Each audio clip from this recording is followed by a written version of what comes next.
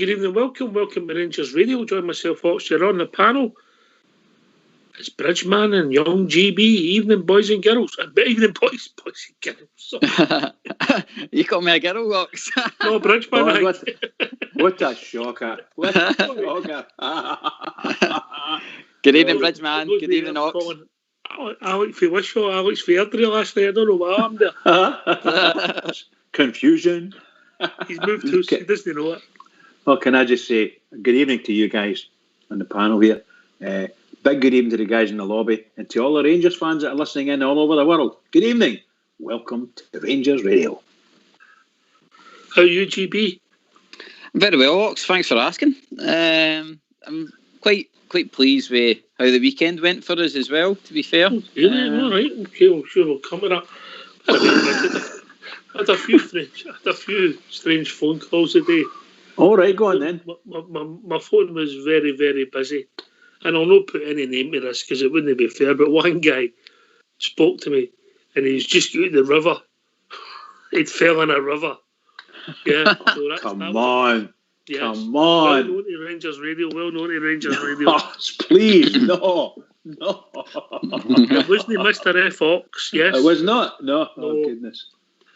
And it wasn't Mr. Was he from Leeds? Was he from Leeds? No. Go on then. No. I can't. We need clues. We need clues. I can't, mate. I can't. I said, you all right? He says, I've just got a river. Fell in a river. Right. Some of the displays were amazing, Ox, weren't they? The early weekends, certain places. It was tremendous. And listen, before they start the show, mate, I think it's only right before I've never mentioned the rest to you before. It was 26 years ago today that we lost the late great Davey Cooper. It was indeed, yes. Very special to you, Gary, being a Hamilton boy, yeah. Yeah, aye. It's I mean, it's right. His statue's right next to Strathclyde Park, and every time you're doing and stuff like that, it's a great testament to the man. I mean, it for our kind of area, it shows you what, if you put your mind to something, what you can become. You know what I mean? So, it's always good to walk past and see it's a tribute to him. You know what I mean?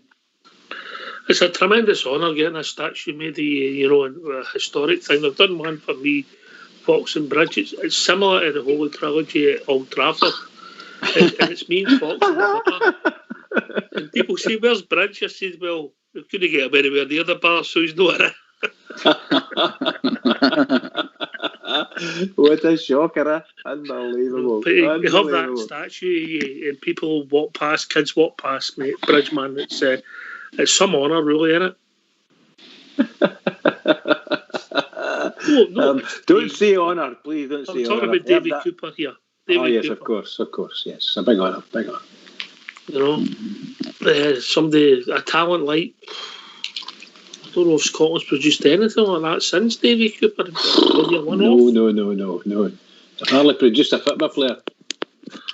Ox, you know what's nice as well? See, sometimes when I'm down in that and you walk past, randomly you see a set of flowers always laid next to his statue and stuff like that. For some reason, obviously I'd never find out who it would be, but there's always fresh flowers every couple of months. Somebody always puts some fresh flowers down for him. So it's really, obviously it's touching to a lot of folk, you know what I mean? 26 years. Hard to believe. Well, these things matter greatly to people. Matter greatly. Mm-hmm. You know, and I know the night he died, I took my wife with me, and she just couldn't believe the amount of people were coming over, putting flowers down. Incredible stuff. Shirts, strips, a lot. Even Celtic strips and everything in there. Unbelievable stuff. Incredible. Now, people got really emotional about it. I do too, that's for sure. Mm-hmm. Oh, it was some football player, some talent. He had bad games, like everybody does, but when he played, there was just something special about the guy. He could do things, you know. Maybe Hadji, and I don't mean this as a as a slight. People have gone, no, I've got my thoughts and listening to the show on Hadji, but Hadji's got ability, and Cooper didn't have a great space. Maybe Hadji could be looking at some of Coop stuff to get that more consistency in his game, you know. Yeah, most assuredly. I think Hadji and a few others in the team. This is a big season for us league wise, a huge season for us league wise. To, if you could call it that, to get the 55, which denied them their own wee trinket trophy they wanted. So we did really well, but we had to do it. It was a must. So the pressure on our club and the players within it was enormous, just enormous. Yeah. And I think we'll be getting our season ticket renewals through the door anytime soon, mate. Oh, yes. Anytime soon, mate. Anytime soon. So we'll send all yours to yours and you can go and square them up, all right? That's Gary you're speaking to, of course, isn't it? No. Gary's in with the borough. Gary's in with the borough, you know. All right, guys, we've got your thoughts on, obviously, last Thursday and Sunday. So we'll start with Sunday, mate, since it's fresher. Yeah. Over to you. No, to be fair, Ox, I kind of expected it to be a bit of an end-to-end game for us. It was probably a perfect game to have straight after a European defeat. And for Celtic, they kind of had to go out and prove a point. And to be fair to the two of them, they did put on a good spectacle for the Scottish game. For ourselves, first half, obviously, I would say we started really well the first 15 minutes, I felt, but kind of that middle part of the game, we did let Celtic get down that right-hand side a lot. And obviously they got their goal for there. Edward is always a dangerous player against us, so I wasn't surprised that it came for his cross. And then obviously brilliant for Alfie, written in the stars, sitting in 54 goals, and he gets his 55 against Celtic. So, and then the second half, if Kent gets that pass through, then he's won us the game, hasn't he? Is it Scott Wright? Is that right? I'm forgetting his name. Potentially, aye. So it was one of the ones. There was a bit I felt in the game as well. There was like when the ball was ricocheting off players, the ball would fall for Celtic and stuff like that. So there was a wee bit of that. I think there was a wee bit of just misfortune that the ball didn't fall for us sometimes, especially when that Scott Bain went and hit the ball off the Celtic defender, and it was just sitting there waiting for somebody to pounce on. Any other game we would probably snatched that and hit it in the back of the net. Kent's shot against Bain on the volley was a brilliant technique and everything, but again, any other day that would have been ripping the net. So for me, I think it was a fair result overall, the 1-1. And what I was saying to my pals as well was thinking back at like the lead up to the Dundee United game. Obviously, we were saying that if Celtic drop points, we win the league and stuff like that. But say they did win that game, we were going to Parkhead looking for either a win or a draw to win the league anyway. So for me, the draw gave us job done. So you would take that any day of the week, especially with a title run in. You know what I mean? Especially for him. Obviously, you'd like to beat them. We always do, but we've got to be realistic. Particularly after the disappointment of Thursday night, we were a wee bit flat, and then we move on and we put a performance in. It was never best, but we never get beat. Yeah, aye, that's it. And it's again, it keeps the undefeated thing going with the Old Firm as well. You know what I mean? It's like Stephen Gerrard said, that's 7 points for 9 this season so far in the Old Firms. Right. You can't complain with that. You know what I mean? No, not at all, mate. Not at all. His record's improving against them. I think he's won 5, lost 4, and drew. Was that the first draw? Is that the first draw? It might be the first draw. Yeah, that's the first draw, pal. Yeah. You know. So it keeps that kind of confidence, dominance going a wee bit as well, and for a lot of people to say that we didn't play well and still come away with a draw, just shows you how far we've came. I mean, the days of the heavy defeats we were getting, now we're more consistent against them, which again, helps you win titles. Yeah. Bridge, Gary's right. Level of consistency, 33 games undefeated. Bridge, you can't say much more than that, can you? Bridge? I'm on mute. I was on mute there. Apologies. That's all right. It was I think. How can you say this? You go that number of games undefeated, and I think you got to the point where we must go ahead and win the rest. It would be sacrilege to me for Rangers not to win the rest of the games of this CSC or go undefeated for the rest of the season. It's a real big challenge for us, and we don't need to worry too much about the European stuff anymore. So we'll get a really good target there from a league perspective, and the cup's coming up. So I think Rangers have got, providing we watch what we're doing and mind we're P's and Q's, we could do this. And the stats on our team and the goals we've scored and all the rest of it is just outstanding. Just outstanding. I love it. I just love it. All right. What's your thoughts on Thursday then, guys? Thursday, obviously, everything went well. It's not what we want to see, but result-wise and game-wise, I think we're just beaten by the better team on the night, Ox. I think there was times in both legs that we could have probably took our chances. We would have probably got through the tie. But for me, I think we just ran our course. I think the league was the main driver for us, and anything out of Europe, getting past more than the last 16 was going to be a bonus. So for me, it wasn't one of these spectacular games in Europe, and it's not one of my more enjoyable ones, but certainly for us to get to that point again, another season, is brilliant for the manager and brilliant for the club, because again it just puts our stature up and it makes next season a £30 million season, doesn't it? Especially with Champions League winning. I'm glad you mentioned that, pounds, shillings and pence, which are unfortunately in modern football is very important, mate, you know. Aye. Well, I fear, our manager wants to be taking it up to another level. And if we're going to be able to do that, unfortunately our league's not going to provide us that cash flow. So that's the first time since 2011 we've earned more money than prize money than they did in European football, obviously, Bridge. Since 2011? But we're hardly in Europe when you think back. I'm saying that, but we weren't even in it.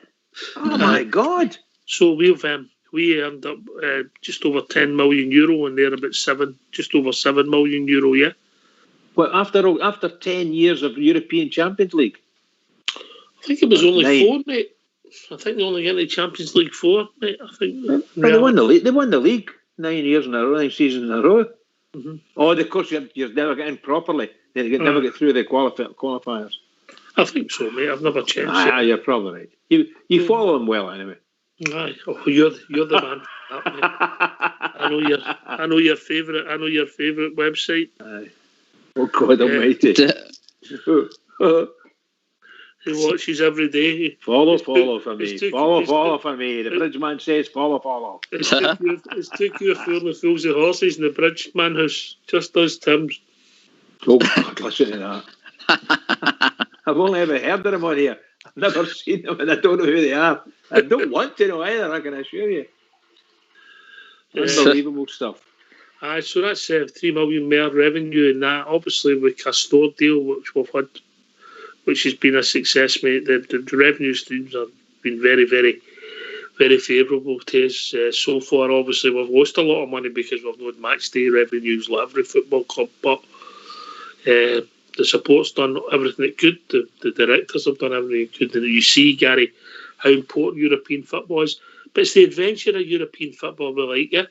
Yeah, I mean, see when you look at Steven Gerrard's time now since we've came in, see the confidence that's built, even with the fans and stuff like that, being able to go that long and be able to travel to different places again and stuff like that. I mean, I was actually going to ask you and Bridge tonight, like, just for how much I like history and stuff like that. Like, have you got any favourite past like European games, like home and away, that he's really enjoyed watching, or he's went to and it was a hassle to get to, or?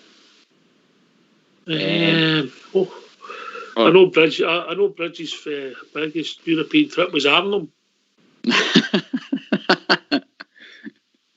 Well, that's a good thing, Bridge, isn't it? Right, home and away. Aye, so give me a good. You're allowed to pick, obviously, maybe a current one with Gerrard if you want, but if there's Gerrard, some fabulous results. The qualifiers. The first season was way beyond the expectation. The second season, we got a team in that final qualifiers that were a Champions League team, that Legia Warsaw. Remember, Bridge? When they came with their flares and their... Yes, indeed, pal. Last time I seen as many flares as that was Foxy's wardrobe. Yeah, absolutely. That was a brilliant night that night. Brilliant night. Wee Morelos got to go in the last minute. Just loved it. Favourite European? Home and away. Give me a good home and away. Give me a good history one. And I'll let Bridge go first. Well, I'm going to go back to the 60s. Right. And probably the best I've ever seen. And it was obviously home and away. And it was Rangers versus Real Madrid at Ibrox. And we got beat 1-0. But it was a fantastic game and wonderful to see the best football club in the whole world, Real Madrid. Just fantastic to see. And then they took us back to their spot 2 weeks later and absolutely leathered us. I think 6-0, I think it is. But what a tie. It was a fabulous tie. Very, very thrilling. I think Ibrox the Rangers had put the price up to, I don't know, something like 10 bob to get in, which is unheard of, just incredible stuff. And the people jumping out I was and everything climbing up over. You better explain 10 bob for the... 10 bob, 10 shillings, 50p. But, it's just... But it was fabulous to see them. They had great, great stars on their team, Hento, Puskás, Santa Maria, Di Stefano. Just wonderful, wonderful players. And you watch them playing, and we actually played against them. And we centre forward at the time, Jim Forrest, and my goodness gracious, he gave them a hard time with his shots, and great shots at goal. Their goalkeeper was outstanding. But when they got us back to their mid, they just absolutely murdered us. But it was great. It was great, a great tie. I could tell you 10 more, but I'm not going to bother. Over to you. What was that? Bridget, no, I was just going to ask. See now you're saying about Real Madrid and that. So seeing that away game, did you still see the things you see the day with Madrid, the way they play? Is it a philosophy? Oh yeah, that was them at home in the San Bernabeu. Absolutely outstanding. Seriously, obviously I wasn't at the game; I was on the telly. But just fabulous. The first goal, I think Hento crossed the ball over to Puskás. It never hit the ground. He just smashed it straight into the net, and the goalkeeper couldn't hold the ball or whatever it was. I think it was Billy Ritchie, just couldn't get it. What a great goal! And Alec Willoughby was picked as the best player by the Real Madrid players. Alec Willoughby, which Oxford knows him well. He was selected to be. I had some good times with Alec in later years, mate. He became a friend, mate. Yeah. So he was selected by the Real Madrid players as the Rangers' best player that night. Very impressive, they said. When was that? 63, Bridge? Would that be 62, 63, something like that, yeah. It was just great. It was just these were the days. Mm-hmm. Skipper will remember it well as well, I'm sure. But goodness sake, when they put the prices up, everybody just knew there was something happening. Place was mobbed, man. You couldn't get in. Just right, okay. I'm going to take even more time because I'm going to ask Fox to play the jingle. So let's hear from you. Why don't you give us a call on 0141 356 1972. It's your show, it's your platform. Let's hear from you. Yeah, right, okay. Put me on the spot here, GB. I'm going to go in 1987, and I'm going to go for another game in 1992. Right. Favourite game, one at Ibrox against the Russian champions Dynamo Kiev, who won 2-0. They were a fabulous side. I think they had 10 of the Russian team that had finished third or fourth in the '86 World Cup. They had pace like we'd never seen before in the wings. And they were, as soon as she'd have brought the park in by another 5 yards. And we scored, and I think the first goal, the goalkeeper threw it off somebody's backside and it fell to Mark Falco, and he put it in. We scored. And then Ali scored. I think Ali headed it in with his ear. We won 2-0. And we thought, right, okay. And then the next time, after that, we played Gornik and we got through to the quarter-final, Stoya Bucharest. And I genuinely believe that Butcher had broke his leg against Aberdeen that year, 1987-1988 season. That season could have been different for us because Butcher was a colossus. We lost 2 bad goals in Stoya and Bucharest.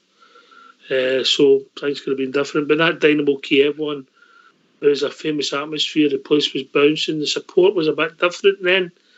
You bought tickets with your mates rather than people with season tickets and buying their own tickets. The atmosphere was superb. So that would be my home game. It was a great night.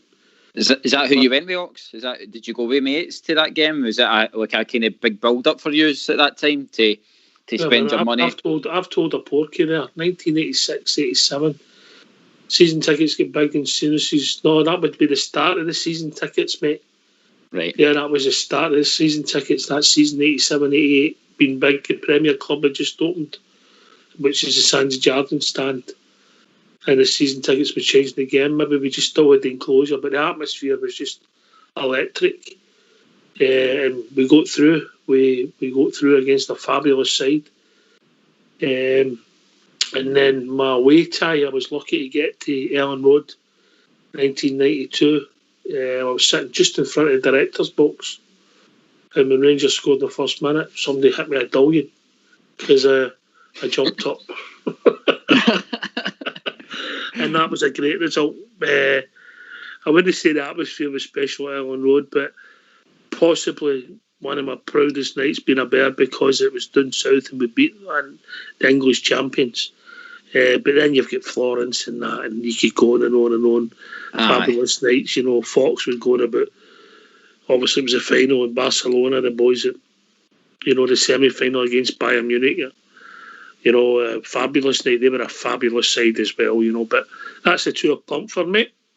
So, see, the Leeds kind of game, was that a big travelling day for you, or was it you on a supporters bus and that? I had relatives in Leeds. That's how I went down there and the day before and stayed there the day before. And was there much expectation for Rangers at that time? No, they had the particular English media. They had 3 or 4 nothing, mate. Rangers were wasting their time turning up. It was a fluke that we beat them in Ibrox, so I ended up beating them home and away. Leeds were a Premier League team at that time, weren't they? They were the reigning champions. They'd picked Man United for the title in 1992. So that's kind of been like the new, I suppose, being up against somebody like Liverpool or Man City, I take it, and winning against them.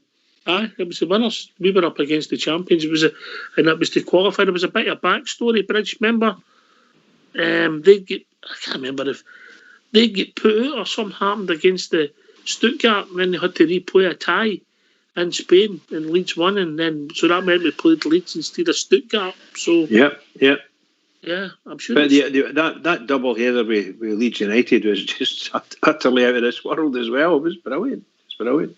Okay, some good stuff there, mate. Can I add one more, which I thought was just behind the Real Madrid. I thought the time we played Tottenham Hotspur in the European Cup and we beat us 5-2 down the road or something. I think it was 5-2 or 6-2 even, and we were coming up like Bobby Shearer or somebody like that turning and says, "They'll not beat us that score again." They did.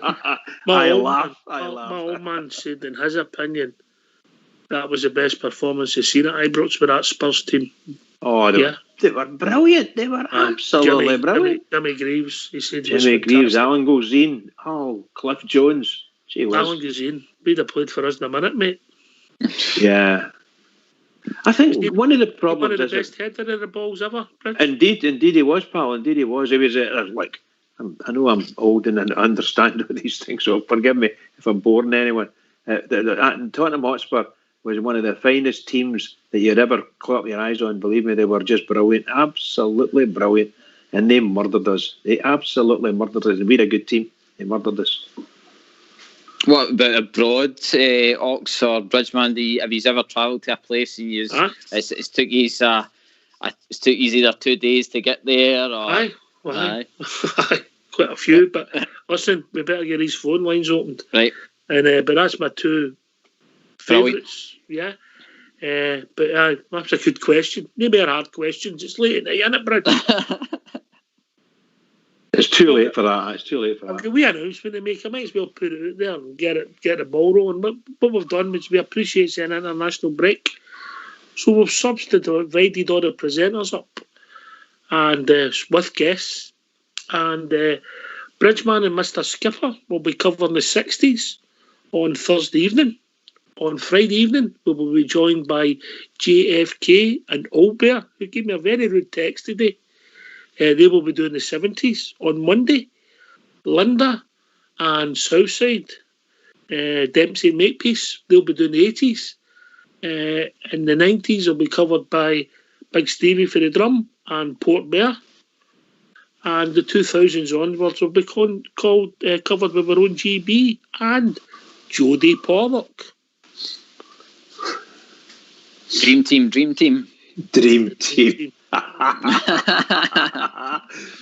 Maybe that's why he's asking us all these questions, Oxdear. Maybe. That's maybe what he's doing. I'll get the end back on him next week, mate. When I'm asking the questions. Which bracket are you in, Oxdear? Oh, I was obviously me. Jodie wanted to go with me first for that era. And I says,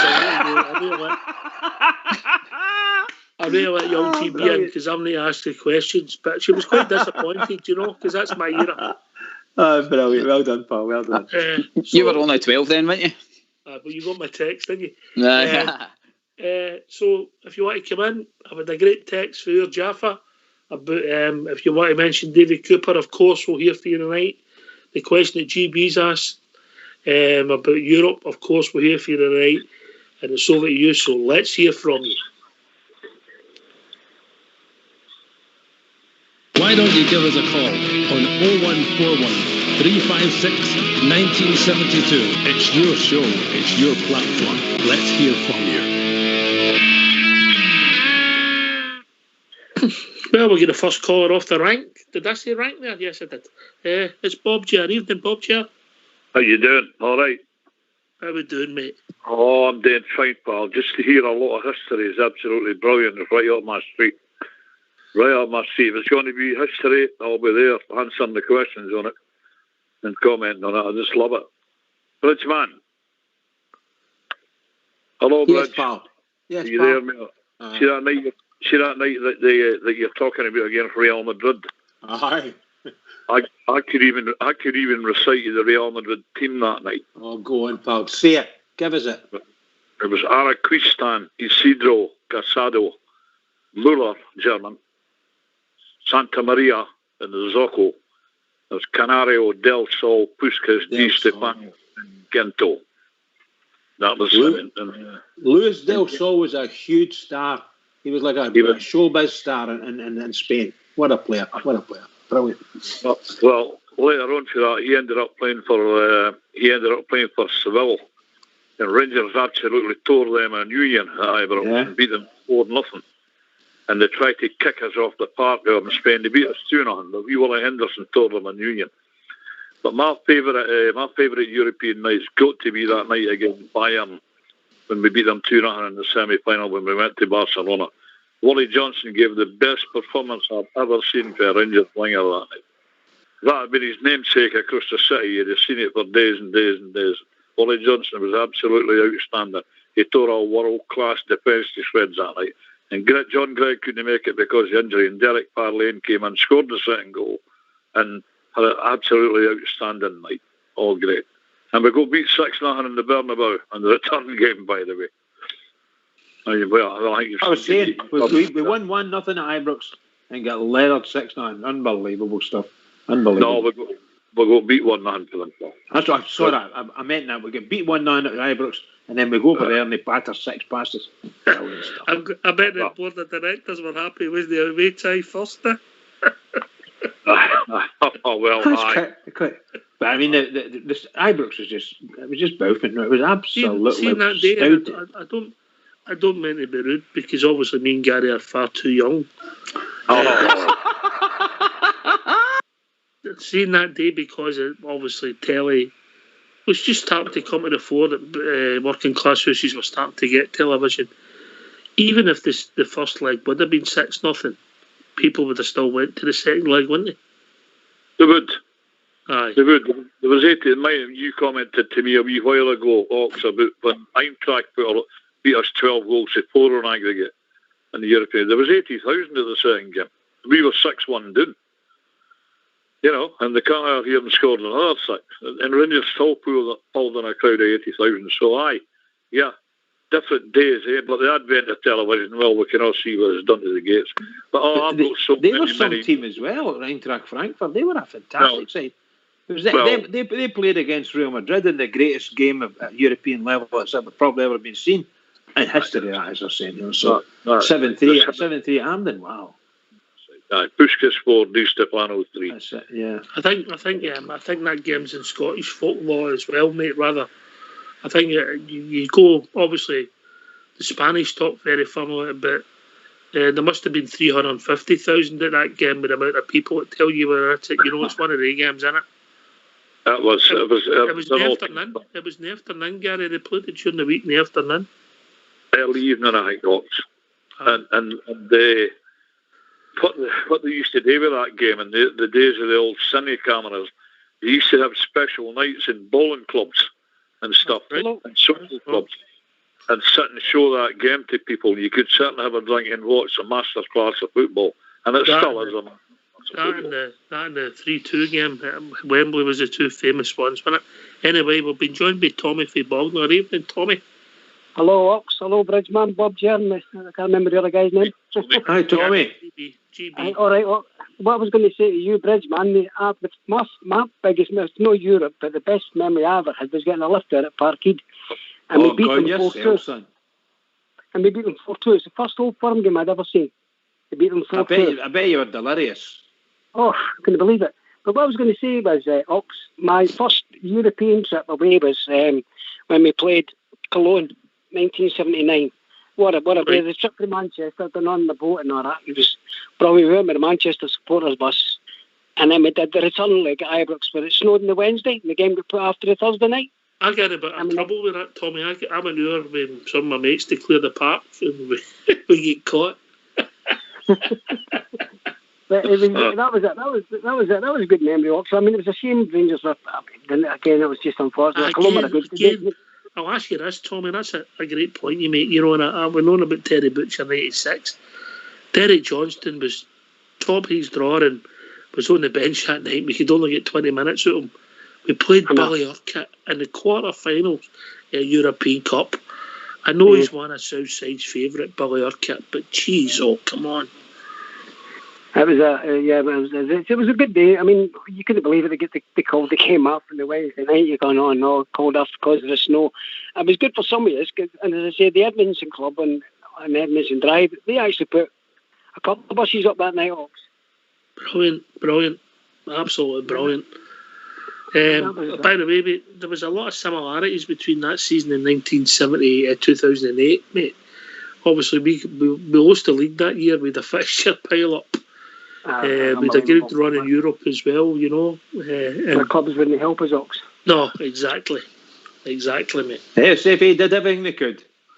the other game, me and my wee mate Ox, we went with the Manchester branch again to the game at Ibrox, and Rangers were getting beat 2-0 at half time. And me and my wee mate were stood there greeting, and I'm saying to this old boy, I said, "Oh well, we're off." He said, "Where he's gone?" I said, "Well, this is crap. We're rubbish against this lot of the day." He said, "I'm telling you. Wait in the second half." And I'm going, "You're talking crap, mate. This monk's going to murder us." And come out in the second half, Ox. You couldn't believe it. 3-2. Beat him 3-2. Who was that? Was that a European side? No. Oh, sorry. It was a league game. Sorry, Ox. I definitely I went away from it. No, another one was Ox when they played Borussia Dortmund. What year? We obviously played them a few times, yeah. I think it was about 81, 81, Hawks. They beat them 2-1 at Ibrox. Mm-hmm. Was that when, was their goalie, the goalie who played for France in the World Cup? The boy, what was his name? Schumacher? Was he their goalkeeper? Did Schumacher know? I don't know, but that was another great night. Ox, there was some real cracking nights at Ibrox with the European games under the lights, and Ibrox getting redone. I remember we beat Inter Milan 3-1. They had a fabulous time as well. We lost a goal rain. We beat them 3-1 after losing 3-0. There's been some great nights. They beating the Palmers. When they beat Palmer. Ruben scored, was it? We scored first that night against Inter Milan. Oh, was it? And then the partner equalised it. It was a fella called Alto Belli that equalised that night. Ian Ferguson got 2 and Cammy Fraser on that night. Big John McClelland and Dave Mitchell played up front. Mike Wallace played the high ball. It was entertaining.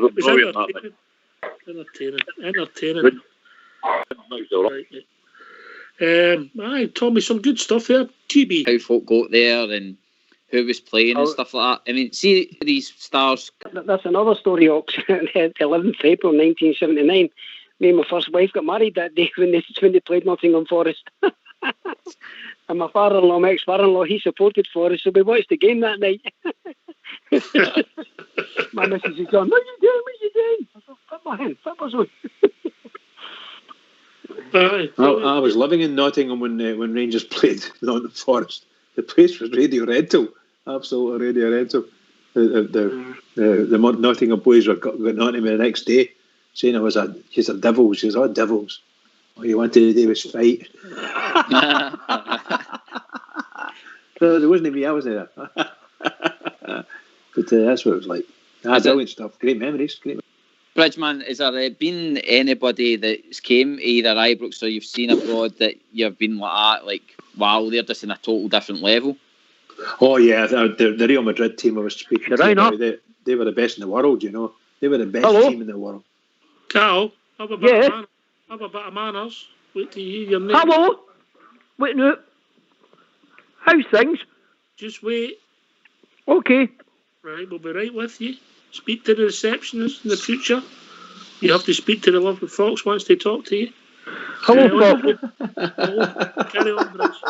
I was just going to say that probably the best team I've ever seen with my own eyes was Real Madrid at Ibrox.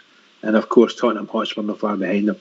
They were just wonderful. And you can ring in all the other ones that we've seen, and some of them were just outstanding sides, including some of the teams that were playing against us in the Europa League. Some of these clubs have been there for a long, long time. They're absolutely brilliant. Great histories. Just wonderful to be involved in all that. That's why when I talk about European games, it's the excitement that's in me. I absolutely love the European theatre. Just love it. It's great. See the Spurs side up. Yes. Spurs side, but it was a guy called Bobby Smith that was a centre forward for them. Big Bobby Smith, yep. Big Gilly never played against us. Is that Bobby Smith? Broke Calder's leg. John White, they call the ghost. John White, the ghost. Yeah, the ghost. John White played for Alloa, and then he got transferred. He got transferred to Falkirk, and Falkirk, Tottenham signed up for Falkirk. We called him the ghost. He died in a golf course. We like him. Aye. He's one of the greatest Scottish midfield players you ever saw. John White. That's right. Aye. And Cliff Jones played in that side. So did Danny Blanchflower, Morris Norman. So they were the remnants of the double team. They meant the Spurs double team of 61-62. 61-62. I remember it well. Right. I was impressed. Anyway, sorry guys, sorry. I want to shock you. We'll be joined by Carl from Southend. Oh. Hello. Hello. Right, what are you talking about? All European games? Yes. Well, the first one I ever went to was the Eintracht game. My old man told me. But you see, like going to see every German team that came to Scotland, He told us to that. We got a shirt and a wee flag with a point on it. me and my brother. Are you talking about the sixth? Aye. 6-3 game? Uh-huh. Right, okay. And then I get into the Real Madrid game, you know. I was in Castlemilk then, to Hampden, it wasn't for a 20-minute walk, because my dad was more miserable than an Aberdonian, you know. I've seen a lot of great European teams when I think it. You know, I even seen Liverpool winning. I've probably seen them winning their European things in the Liverpool fans. I've seen them against Dortmund. Seen us against Dortmund when we should have won. When Ziggy Held came on the park and scored. In 66, was it? Well, I can't remember the dates, Ox. God, that's a long time ago, you know. A lot of lager under the bridge, you know, by the way, since then. Without doing your homework. That was Europa, aye, at Hampden. Cup Winners' Cup it was. Cup Winners' Cup. Cup Winners' Cup. They beat the Hampden 1-0. They done us a favour. They put another team out in the semi-final, didn't they, Liverpool? Aye. Indeed they did. All right, aye, some good memories there, aye. Oh, I got some great ones.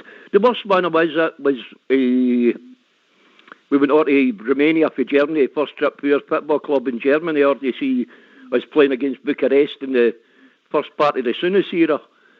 1988? No, before that. It must have been before that. 78 maybe. No, 88, you're right enough. See, you getting mixed up with when I moved over there. 88, we went over there. We got a train, me and my brother, first trip with the club. Got a photo train with John Gregg and Dennis Law was there. I couldn't stand any of the two of them, to tell you the truth. But we went to the game, and we're up there, and it's all army that was there at one side, you know. And we're sitting beside the Polish, and the Polish says to us, what kind of team have you got? So what do you mean, what kind of team? He says, well, they're an army team. What are you, firemen? And see, when I think of the result of the game, it looked like it, by the way. The beat is 2-0. Aye, but we get played off the park. And that was the first time I've ever heard fan noise. You know, the same as I've done now without the fans there. Because there was speakers all around that ground. There wasn't a noise for any of them. Would Hadji's old man have played in that team? Yes, he did. He did, aye. And then the return game, Soonest nearly gutted, I'm sure. Aye, well, he took somebody out Soonest in that game. That was Hadji. That was a disappointment that night at Ibrox. That was a chance to... Aye. As I said, my own personal view was if Terry Butcher hadn't broke his leg that year, we could have been on. We should have. I mean, we've had some great things. I say, went to all the European games when I was over there, but it was easy travelling, you know. Aye. But couldn't get to the home games, obviously, you know. No, you can't help it. No. It was magic. I've always had great memories of Rangers, even after Sunday, you know. Everything, you get a wee bit rattled and things like that, and then you just look back in it and you say, God, still brilliant. Yeah, GB, I think that was the thing when we were going through that journey. People had the memories and then they knew it would come again. Maybe didn't think it would come as quick, but it has. You know, and it's been fantastic, the results in the last 3 years under Gerrard. Aye. For me, Ox, like the time the season of 07-08 Champions League running into the Europa League, that's what I've been craving to get back, because I can mind us at home at Barcelona holding them to a 0-0. My first and only, and I'm sad to say it, but my first and only European trip was away to Lyon that year as well. But we won 3-0 away for him that night as well, and all the results, you just crave for them to come back. And all the years that we've missed, now that Gerrard's providing top quality European scouts again, he's taking big scouts again, and I mean, there's not many teams now, even when you look at the English teams that get into the Europa League, there's not many of them getting past the last 16. So, I mean, for us in the size of the league that we've got and stuff like that, and the budget, we're still punching well above our weight. And maybe that's why you're talking about your history there and Rangers getting great results, but it's maybe because all these teams keep underestimating Glasgow Rangers, and that's why we keep popping up with these brilliant results. I think with the boys, I'll bring them in a minute, but just after the jingle. So let's hear from you. Why don't you give us a call on 0141 356 1972. It's your show, it's your platform. Let's hear from you. I think if you go back to the 60s, the lads will tell you that Kilmarnock and Dunfermline, they were getting deep in European competitions. And they were maybe, you could go because it wasn't the sides you had there before the breakdown of Yugoslavia and the Soviet Union, which has caused a lot more teams. But Scottish football was respected there. I'll start with Bob Chair, then Bridgeman. Bob Chair? Kilmarnock played a start to the Eintracht side. They got beat 4-0 in Germany. And then they brought them here and beat them 5-1 to go through. And I can't remember, I think Wally Whittle could have been the manager at the time. And it was one Jim McLean and that stuck out that night for Kilmarnock. And they did. In Dunfermline, the last European tie they ever played was against Slovan Bratislava in the semi-final of the Old Cup Winners' Cup. But I think Roy Barry kicked everything but the ball. But they drew one each at Dunfermline and got beat 1-0 in the old Yugoslavia. I can remember that. So these teams weren't punching above their weight, and they were getting results in Europe. They were very capable of the side. I think the league was slightly stronger then than it is now, but different days. Even St Johnstone, I can't remind you they played in Europe, but they got a fair result in Europe. So, and Hibs, I can remind Hibs beating Liverpool in the 70s. That was no mean feat. And we all kind of Aberdeen won the Cup Winners' Cup, so we've done no bad for the side of the nation.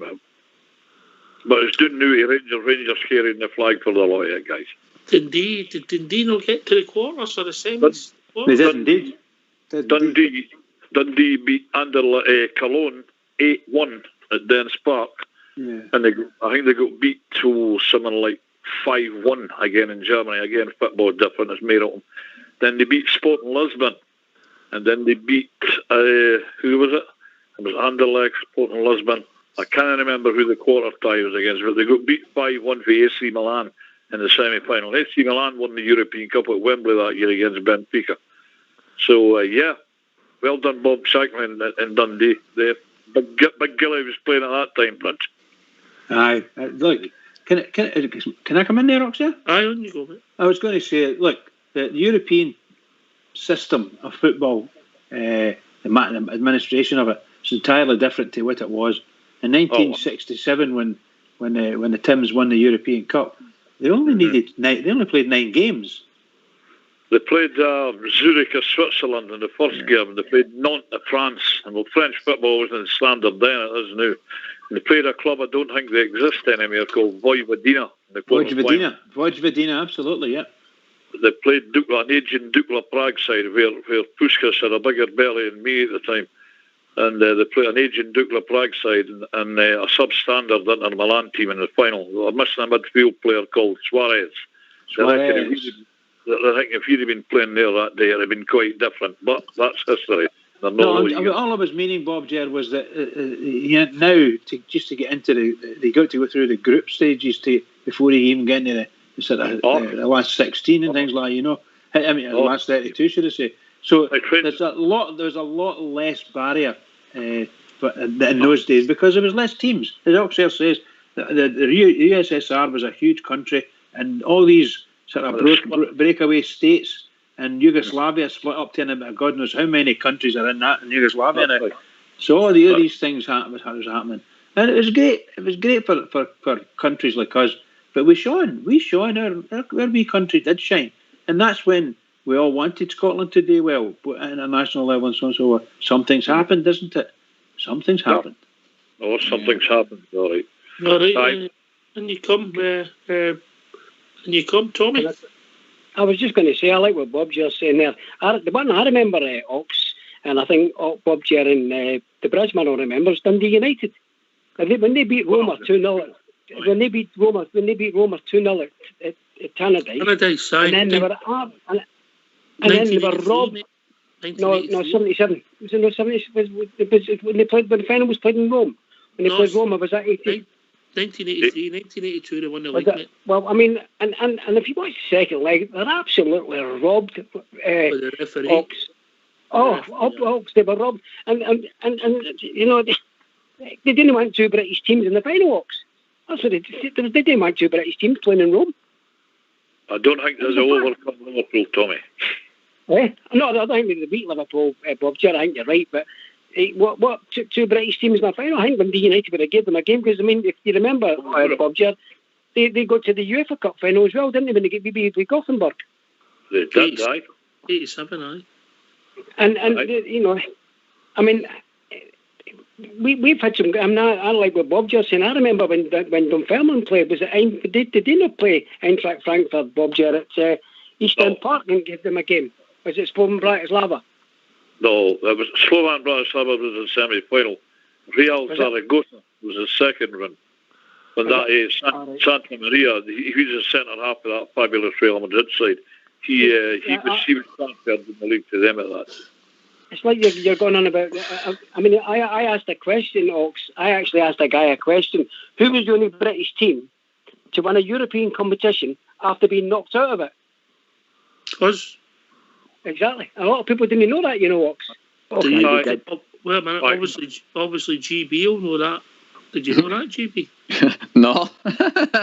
Well, in the Cup Winners' Cup season, against Sporting Lisbon, we actually get put out in penalties, and when the game finished, the rules had just changed that season that away goals counted, so we actually went through in away goals after we'd been knocked out, mate.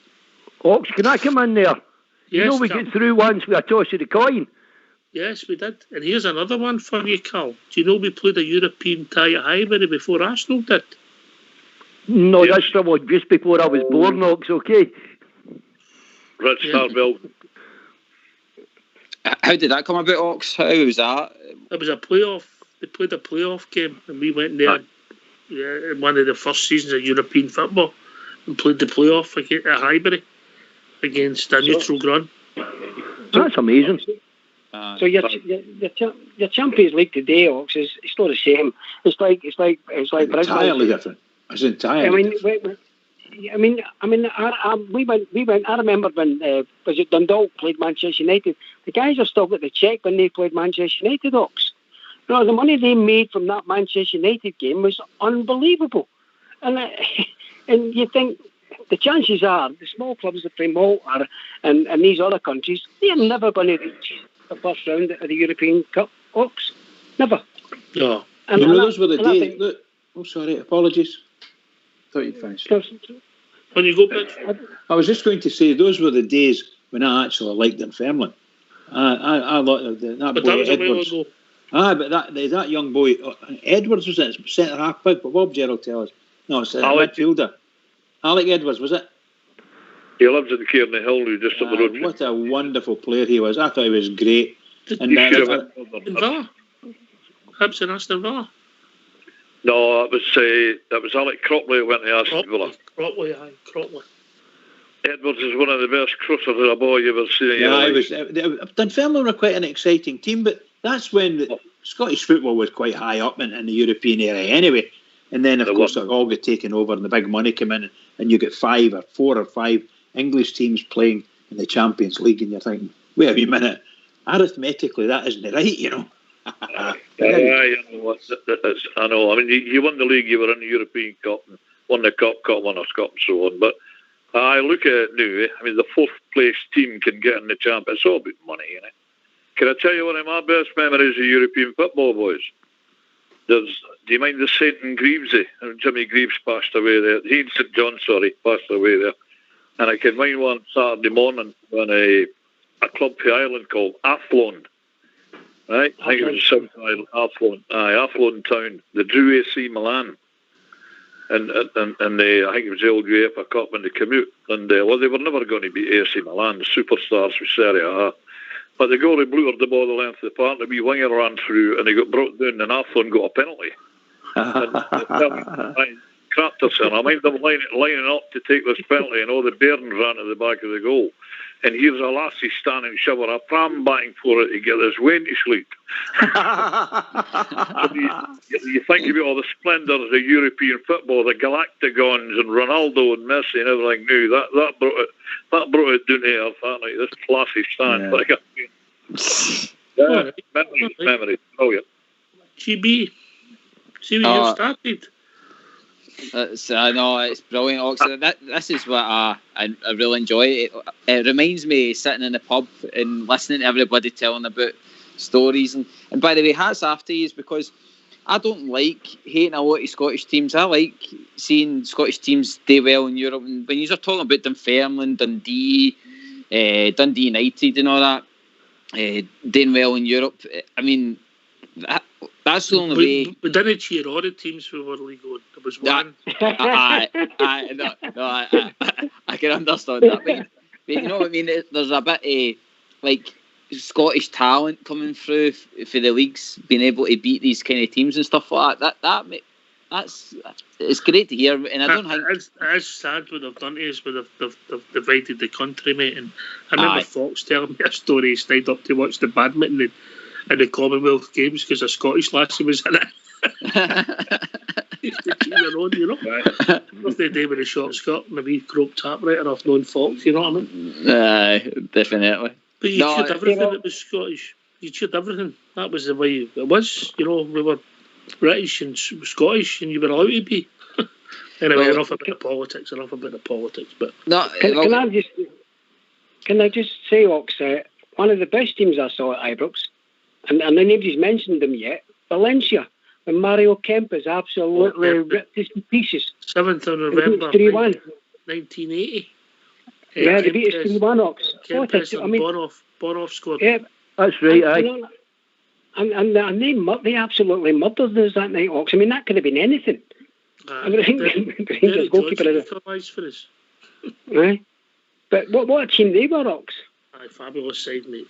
Kemplis, mate, fantastic player. Anyway, get yourselves in mute because we're going to have a tune.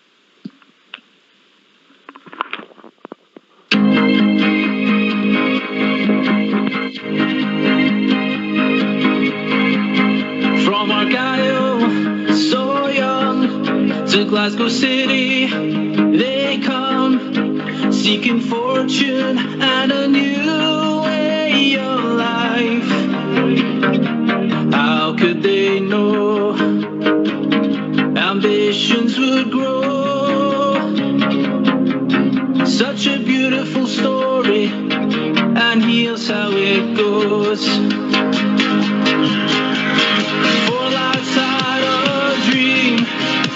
To start a football team, they had no money, no kit, not even a ball. They still carried on. The Rangers were born. 54 titles, we're still going strong. So hoist up your Rangers flags, sing with your heart and voice, celebrate the greatest club in the world. Let our history show what we already know. We are the Rangers, the greatest of all.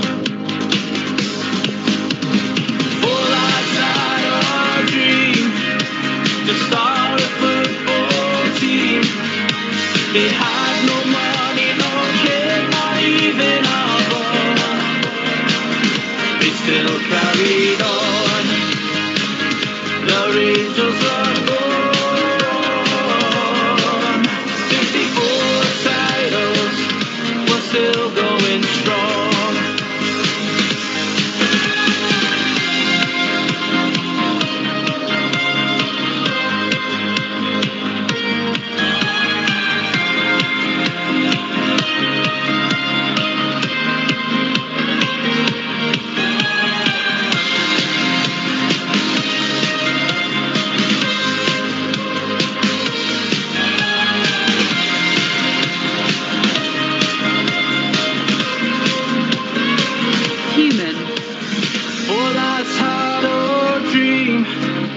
to start a football team.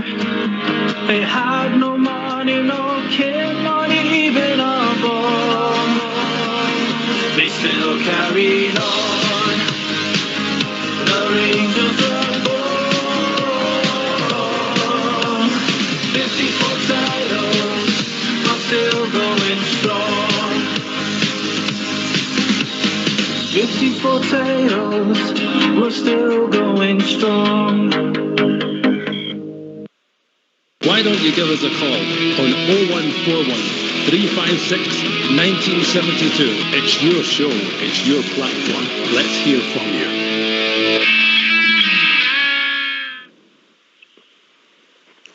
They'll need to redo that song, Bridge, man. It's out of date. I think they better, aye. 54 titles. Get that changed. 55. You alright, GB? Yeah, brilliant. Enjoying all the stories, Ox. It's really, really, really good. What about like say Bob, J, or Cal and Tommy and that? Is there any kind of up to date games like say Dick Advocate's time or Walter Smith second time around? Any games that stand out that he's enjoyed then or he's travelled to or anything like that? We went to Bruges, the European Cup, and that year we should have won the European Cup. We went to the Champions League actually. We went to Bruges. That was a great night. That was a great weekend. Peter Hooster scored. That was a game we should have won. I've got another one we should have won, Ox. We should have won.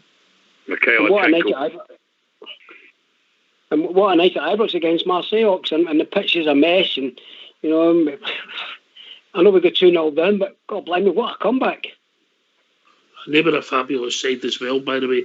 They didn't need the European Cup, mate. They were a fabulous side. They were. You're right, and you're right. They didn't need to cheat. Ox, was there? What about for yourself? You obviously we've talked a lot about the matches that we've seen in that, but is there a player that you've seen that kind of stands out for you throughout the years? Just when I look in the mirror, mate, you know. Aye. Why they ones? Aye. Just a wee announcements for you, GB. Do you know this is the 1690th Rangers radio show? Oh, good old 1690. There you go. You live and learn. Lovely. You mean as individual players?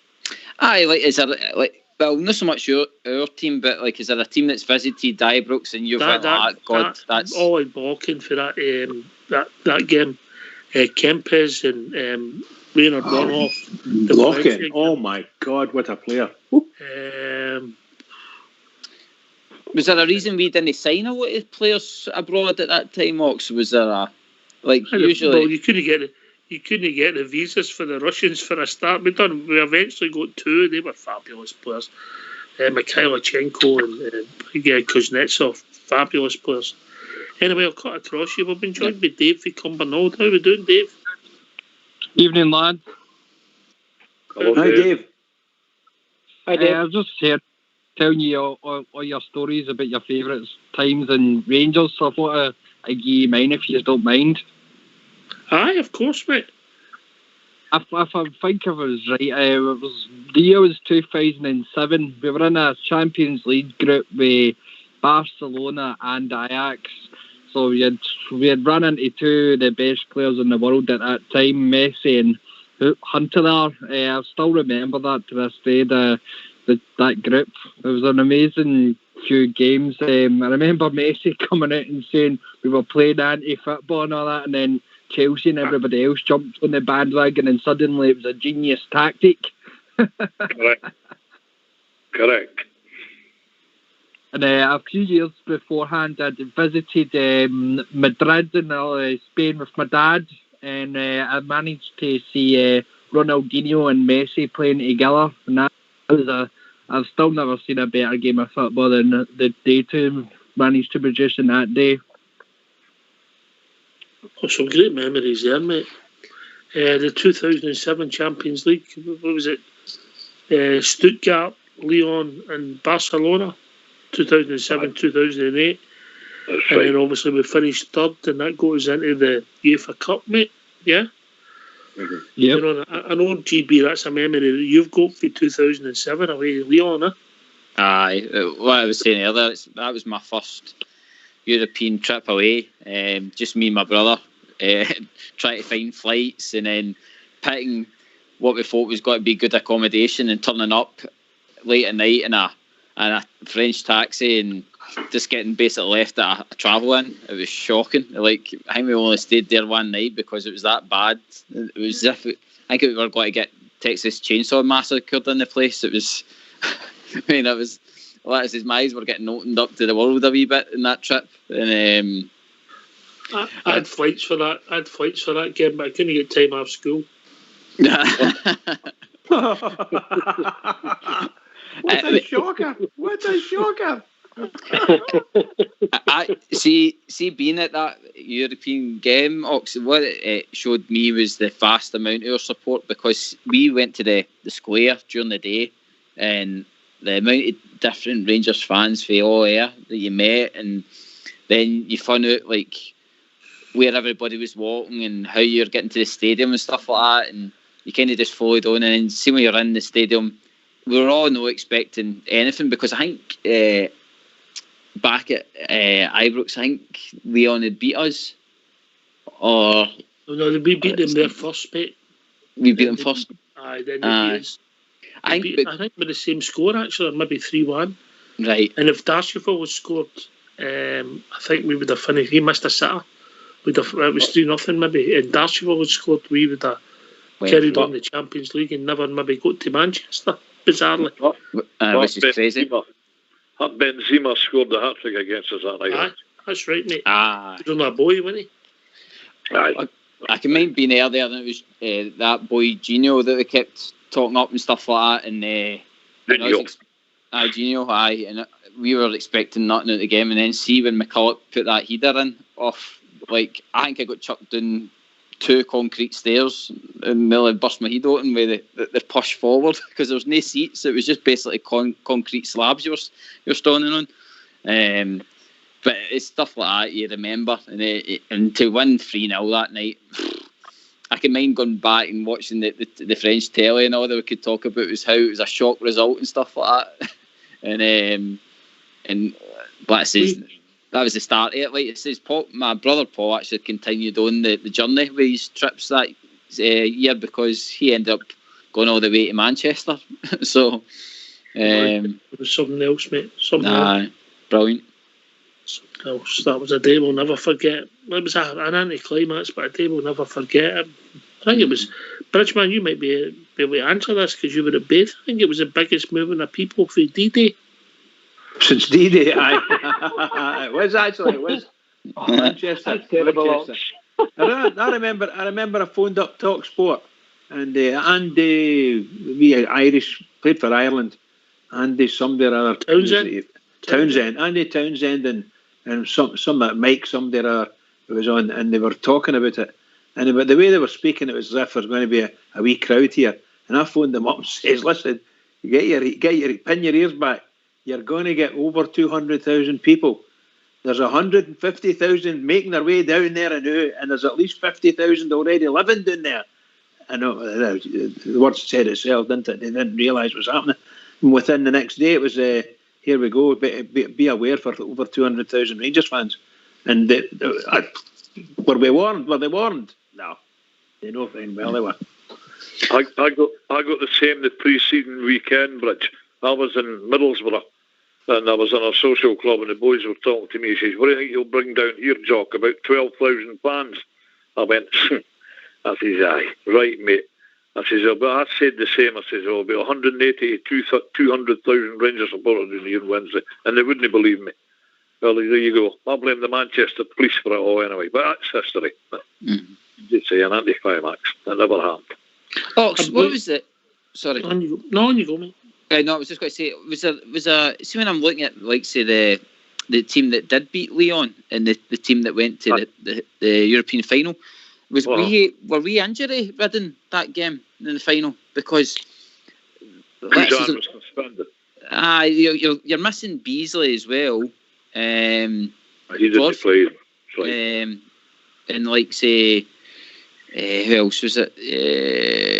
Beasley, McGregor didn't play either. He got injured. He broke his ankle or done his ankle on at Parkhead. And he was injured all season. No. He played up to about March, mate. He played. Remember, he played in Werder Bremen, mate. One of his greatest ever performances. So he did. Then he done his ankle, and I don't know if he broke it. That's about OTT, but he done something his ankle at Parkhead in a game, and right. And the boy had to come Alexander came on, and the rest is history. You know, but well, listen, I think the disappointment for about Manchester was we get beat 2-0, and the fact that we never really had a goal till we were 2-0 down. That's what disappoints a lot of the support. We might get beat anyway. We had some fabulous players. The boy Arshavin, who went to Arsenal, Timashuk was a fabulous player. They just hammered Bayern Munich, hammered them. Oh, aye. You didn't do that very easily. Can you remember we beat a star-studded Juventus side in the European Cup? European Cup. Yep, 78, 79. They had 9 of the Italian team. I don't know what they got, how far they got in Argentina, but they got further than Scotland. Well, I think I got further than Scotland. I was staying in Clackmannan at the time. I Bettiga, Causio. I remember all them. You know, the Benetti, they were all playing. Yeah. Ox. Aye. How many of the German national team played when we beat them in the semi-final by Bayern Munich? How many of the German national team is on that side? The team that won the World Cup 2 years later. Aye. I mean, Maya was still in goal in them days, when he except Maya was still in goal. He was in goal. He was a character, right? I think Amanda's joined us. Evening, Amanda. Good evening, all. How are we all? Hi, Amanda. Bob, Hello, Amanda. I couldn't get a flight to Flame in New Zealand. I tried, but I couldn't get one. We'll get you in here. Oh. Never mind. Anyway, I'm still here. But not talking about European games and that. Mind the curler Scotland has hit one of the nights, and it took an eternity to curl in. That was the Bruges game at home. Bruges. Aye, do you remember that? Oh, it took an eternity. You must have been sitting right in front of that. That must have been right in front of you, Amanda, when he. It was. It was a cracker. But there's been some cracking nights in European football, because we were at Manchester as well, right enough, but we didn't go into the square because I just felt it was too risky. Because if we went into the square, I'd get crushed or something, knowing my luck. But we ended up, we went for some eating that near the stadium. But the atmosphere, even the service stations, going to the toilet at the service station, all you could see was red, white and blue everywhere. You know, and you're going, oh my God, look at this. I said to Dad, what an atmosphere, isn't it? You know, that way the hairs in the back of your neck just stand in end, you know. But I just love going to the Rangers games anyway. You know, I just love Rangers altogether, and it's been a pleasure and a joy to support them all the years I have. Do you know what I mean? And a long way to continue. Do you know what I mean? You didn't go yet, don't. We're going to get you to New Zealand yet. Well, you said last night if I got a bus to Love Island. Oh dear. That's what I was telling my pal about it today, and she was in hysterics, absolutely rolling about the floor at me. She says, you are a nightmare. Only you could phone Rangers Radio and end up getting invited to New Zealand. I said, well, you never know, these things happen, you know.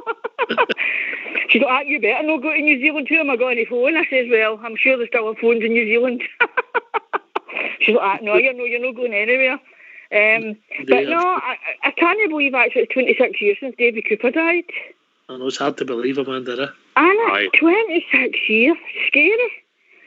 You know, it just shows you that you think time goes slowly, but by jings, it doesn't really. You know what I mean? So, yeah, Bob, you were talking about your European memories. What was your favourite European memory, Bob Ger? My favourite European memory? Oh, I've got hundreds of them. I've got hundreds of them. It was that thing I picked up in Paris that night. Très bien. No, So you're talking about football, Amanda. Keep it to the football. European, the whole can of worms. Football. I think as a young guy, I've seen a fabulous Ajax side with Johan Cruyff. The Super Cup final. The Super Cup final. I was there that night, and Ajax were a fantastic side. They were. You could see that they were the best club in the world at that time. They were awesome. Pete Kaiser, Ruud Krol, Johan Cruyff, Blankenberg. They were all playing that night, and they were just so fantastic. Rangers gave them a hard game that night, and they gave them a hard game in Amsterdam as well. So that was one of my favourites. Yeah. I think everybody's got their own memories. I mean, obviously I've got less memories than some of you. But at the end of the day, I think, the memories of the Rangers fans outweigh I think the good times outweigh the bad, really. Let's be honest. I can honestly say that the good outweighs the bad for me, Yeah, well said. Anyway, I think we've also been joined by Alex Fay Wishaw. How we doing, Alex? How you doing, Alex? Here, Bridgeman. Is it the right Wishaw you're in? Is this a guy for Alex for Wishaw? That's an Airdrie, is it? Aye, next to Airdrie. Just see. How we doing, lads? All right. Excellent, Alex. Oh, great show, by the way. A bit of history of the night, eh? I don't know. That's brilliant. You can blame all that these GB. European nights. Sorry? You can blame that GB. Oh, great show. Goodbye to the 60s. The 60s was absolutely booming here with the teams in that. Dunfermline, they beat Valencia. As I told you before, my mother-in-law, her cousin was the captain of Dunfermline, George Miller. They were a right team then, Dunfermline. Kilmarnock was some team. I came in again down to Rugby Park, and the Russian president presented to Rangers in Kilmarnock, Alec Kazigin, presented to the Rangers and Kilmarnock team. I've been away I've been to Europe a right few times with Rangers, but one of the best games was PSV. We were there we beat them 3-2, 1978. Bobby Russell, that was it. Tommy McLean was absolutely wonderful that night. We drew them not in each at Ibrox and we beat them 3-2 earlier. We were the first team to go there and beat them in the rain patch. What memories there? At the time, Alec. That's right. I went away to Barcelona there that time there. Okay, 72 Cup Winners' Cup final. We went over there again. Was it 20 years later? Well, 20,000 fans went there. I was over there. It was nothing each at Ibrox there, and they beat us 2-0 over there. And I'm sitting there in the new camp. I get a ticket, and I'm sitting on the side of this Barcelona fans, and the ball gets kicked to her, and Alan Hutton flicks the ball out of Tappy, Ronaldinho. A couple of Rangers guys are shouting next to me, absolutely brilliant. I turned and says to the Spaniard, he could talk broken English. I said, just watch this, and you want to see Ronaldinho after that, man. He was absolutely fantastic. But it was some movie, what do you call him? Hutton at the beginning. Couldn't believe it. Then Henry, he scored the goal. It was a bit iffy, but they beat us 2-0 earlier. But there'll be some wonderful games in Europe. Wonderful games. Some great memories. Right, Amanda, you still with us? Yes, I'm still with you, yes. You usually go, so give your shout out before you go. Give your shout out. No, I'm just going to go and let more callers get in. But as I say, I'm just at the point just going to get that flight, But anyway, listen, I'll let you go and get more callers in. But as I say, you're doing a great job on Rangers Radio, and I'll speak to you soon. Okay. Bye. You'll get a Just Gibbon page started for you, Amanda. Amanda. Night all. Night. Bye. Bye. Bye. Bye. Oh dear. Can I come in or come in? Of course. I'm just trying to remember it. I remember going to see Bayern Munich a couple of times, but the thing about them was that I thought their goalkeeper, Sepp Maier. Oh, he was the best of all. He was absolutely amazing, and he had these big gloves. I'd never seen anything like it. This is the Vodafone voicemail service for 077. Their goal was never wore gloves in, Rich. No, But yes, and not just that, but they were like re-engineered gloves or something like that. Must have been about 2-inch long fingers, incredible. Welder's bits they were. That's exactly, wow. And listen, here's a start for you, young GB, yeah? Right.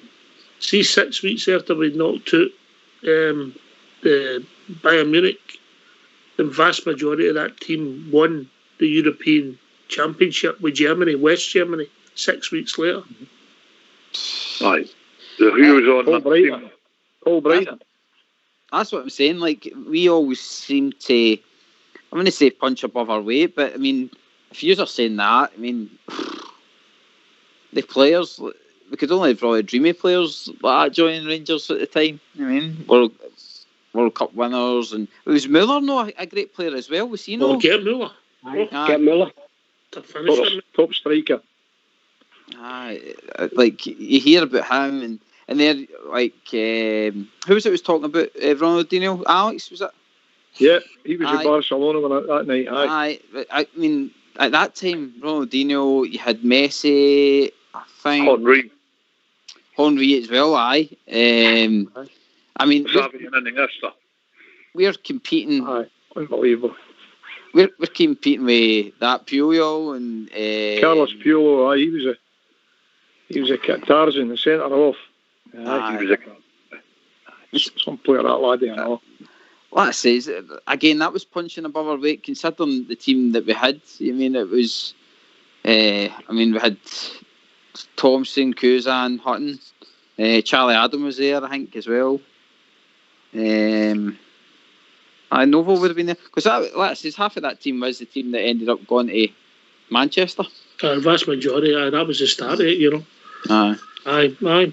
But we've been blessed. We've seen some fabulous players as Rangers supporters in the European nights, Alex. Oh, definitely. That was the cream. And you could dodge your own.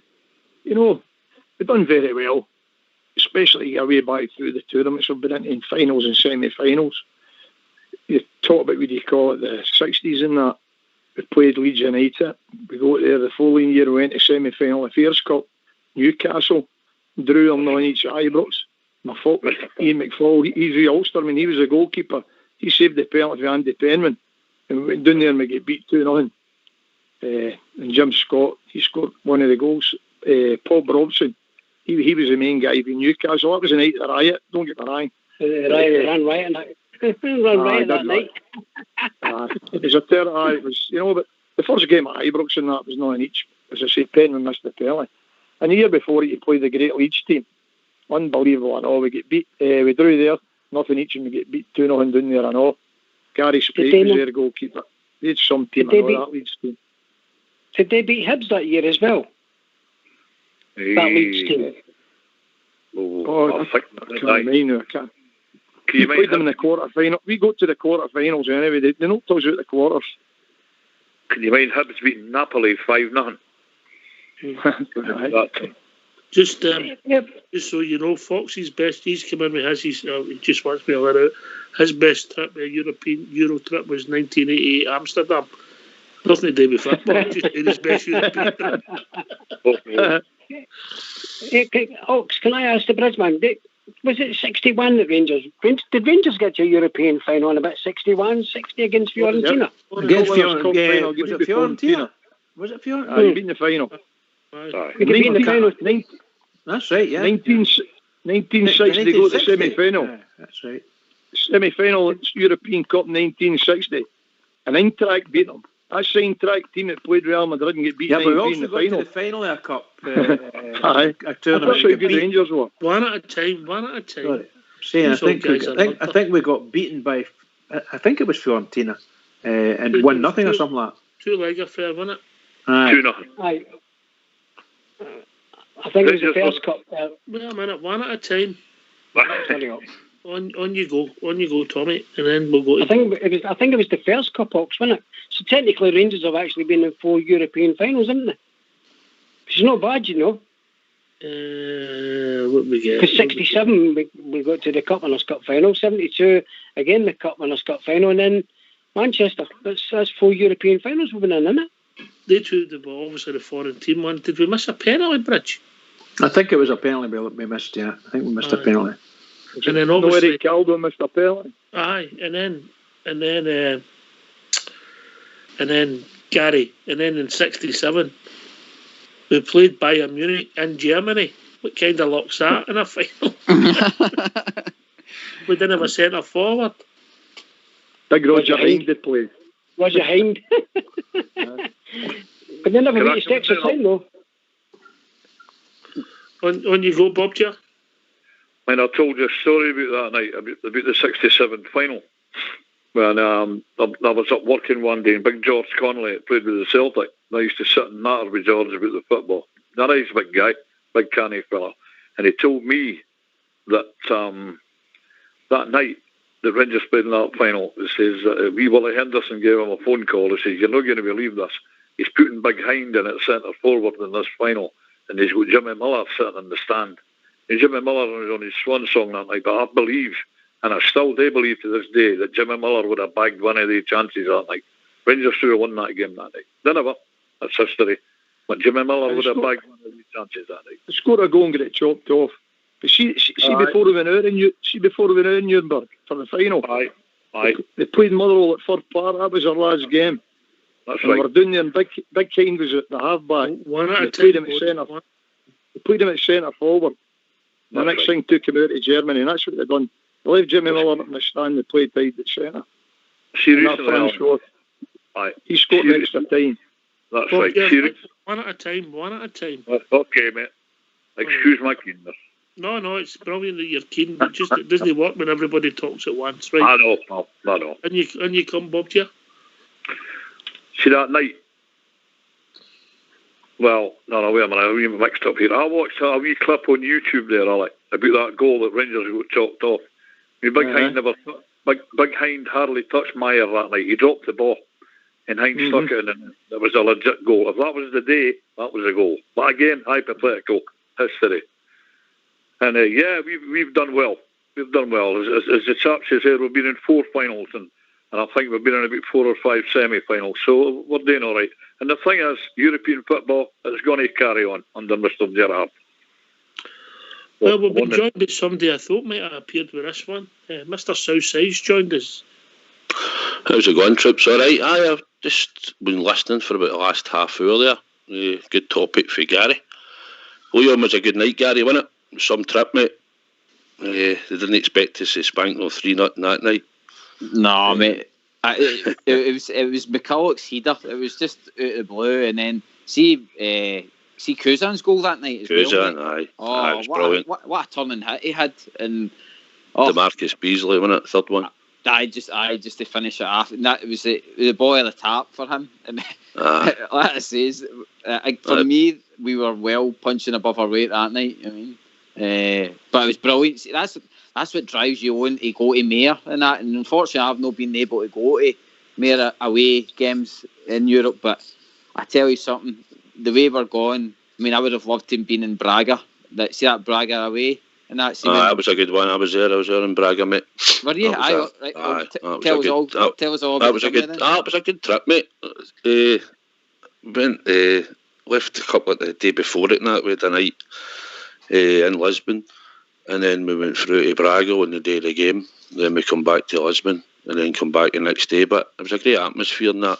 The one that sort of sprung to mind when you're talking about it for me was Fiorentina away, with Nacho scoring on the penalty. Just to get us to Manchester. Grown men were crying, mate, honestly. Never ever thought I'd see Rangers in a European final in my life. So that one was emotional. Great party after it. Going through the streets, no trams, and the Bears were just getting the bouncy on them, and it was just unbelievable. Up all night, getting to the airport in the morning, still spangled with the troops, and then heading back to England, and then getting the flight back up the road. But that Fiorentina away one was really good. Ibrox one, I think, like Dynamo Kiev, I think, for the atmosphere that time and putting them out. I can remember Juventus game at Ibrox, 2-0 game, 78, 79, I think. Gordon Smith and Alec Miller. Alec McDonald, was it not? McDonald, sorry. Aye, they had some team bet again. Zoff, was it Cowsio and that? I think they had a right good team. That one Ibrox. Cup squad. Aye, bet again that one. They had a right good team. But they two sort of sprung out straight away. Other good trips away. Monaco was a good one under Advocat. Giovanni Van Bronckhorst, we won 1-0. I think that was the season where we won the first game at Ibrox. Was that Bruges or something? That Bruges, the first game we won, and then we went to Monaco and we won. That was our 6 points. Sturm Graz, that's what it was. Aye. They weren't sort of spring to mind, you know. Was there an expectation? Southside, see at the Fiorentina game, was that a game that everybody was maybe just turning up saying this is kind of going to, I don't know, the journey end? But then, obviously, when it got to penalties, was there a bit of a belief there? Aye, I thought, when we got to penalties, I just thought we were going to do it, Gary. I mean, the run that, I think it was Sporting Lisbon before that, plus we'd played in the Champions League and that, but it was backs to the wall. We were sitting there, we were putting the bus, we're parking the bus in a lot of games, and we're just going through, and you get that far, and you just seem to think, right, this could be it. But the penalties was nerve-wracking, mate, honestly. I mean, you can imagine any penalties at any competition level, but to be thinking about you're going to Manchester, you know, and when I think it was Vieri went up and put it out of the bar, I think it left Nacho. And I mean, I was looking about me, I swear to God, there was guys just no wanting to look, they were just turning their back. It was just unbelievable. I'm saying a couple of people turn around, wee man's never going to miss us. He's no scoring this, you know. So I watched it, and then pure bedlam in there after it, and at some point I remember seeing Nacho sliding down on his knees, you know. It was carnage. Brilliant, but absolutely brilliant, mate. Great memories, aye, brilliant. Anyway, we've been joined by Jim 115. Evening, Jim. Superb there. Listening to Gary there on Southside, man, and the memories phone back there, you said there, Fiorentina. Grown men were greeting that night, alright. One of my best, and I think it was 84 in Milan. I don't know if any's were at it in Milan. In the San Siro, man. Talk about hostile atmospheres, man. I've never experienced anything like that in my life. Took a bit of doing that night, Paul. We did, but McCoy said the ball at the bar to the on the goal line. Oh, what a chance. Do you remember that, Southside? Aye, right underneath that. I was underneath the bar. But I always remember that night at all. Caroline Rummenigge scored an overhead kick. Big McCoy went down holding his head as if he'd been kicked, and the referee chopped it off. He was a Rummenigge. He was. Aye, I'm sure it was Altabelli that scored the Ibrox that put us out, am I right? Aye. We pounded in that night, Ibrox. What a tank in it. Did McClellan no play centre forward, didn't he? McClellan and Dave Mitchell. Wasn't he Andy Kerry? It was David Mitchell. David Mitchell, right. See the boys, the Southside and is it Gary there? We're talking about the Leon game. Can you remember after the Leon game we were all giving it loud after the game, and that I always remember about the end of that is that the goals came on the screen, and every time Rangers scored, man, it's as if we scored again. They ended up to turn things off. Aye. Were you there? Aye, I was there. Aye. Do you mind we got kept in for ages after the full time? That's what I'm talking about. Aye, when the highlights came on the screens, man, and every time we scored, man, they ended up to turn them off. They ended up to turn the telly off it. Aye. And then they just let us out and just left us to it. There was no escort back to Leon City Centre or nothing. It was crazy. But it was a crazy setup. But was it no coming out the ground? It was like getting into a football ground. It didn't feel like it. You were at a pier. It was like a dog. Aye, that's right. Aye. There was just a line of bullets. Aye. So say sorry. No, on you go. Sorry. No, sorry, on you go. Carry on, mate. Carry on. I was that man, we were meant to go on a day return with the travel club, and I don't think they couldn't fill it, and we ended up with an overnight stay in an hotel in the middle of Leon, man. It was fantastic. Did you go to the square, Jim? Were you at the square? Aye, I did. It was a lovely place, wasn't it? Aye, it was. It was a great. One of my, like I says, my only European trip, but it's been my best European trip. No imagine, Gary. No imagine. Southside, you've done a few in this journey. I mean, the Gerrard era, there's been some places we've never. Let's be honest, some of the teams we've never heard of. You know what I mean? Aye. Some of the just when they were talking about the square and all that, I done the bus trip to that one, Gary. We went in the bus. Standing. So when we came out the Grunier, bus wasn't far for there, so we were just back on the bus. But I know the bit you were talking about and that for coming out the stadium. The Gibraltar. That was no a bad one. How did you get there? How did you get there, mate? Was it flights? Just flights straight there, or was it did you travel to Spain and then cut across? For the one in Gibraltar. Well, I stayed there for 4 or 5 days with a few people I knew, so we just stayed and then just flew into Spain and then just flew back a few days later, you know, mate. Right. Skopje, Macedonia that was 18 hours to get there. Osijek was not a bad trip. It was just some of these, when you're going to some of these places now, you've just got to be on your guard. We're getting sort of messed about, getting told you can only go here and there. Had to watch out for their sort of hooligans and that. After that was Maribor, Ufa, Rapid Vienna, Villarreal, and then St Joseph's was another one. And then obviously back to Progress, wasn't it? At these stages under Gerrard. Legia Warsaw. Aye, so they've all been good trips, and obviously under Gerrard you're getting to see wins, or at least see a draw away from him instead of going and seeing defeats. Because back in the day it was hard to see a win away from him, you know. Some great trips, mate. Nah, brilliant. And you come, I'll take this round the panel. I'll start with, I'll do it in age. I'll start with well, Bridge, is Gerrard gave us back with self-respect in Europe?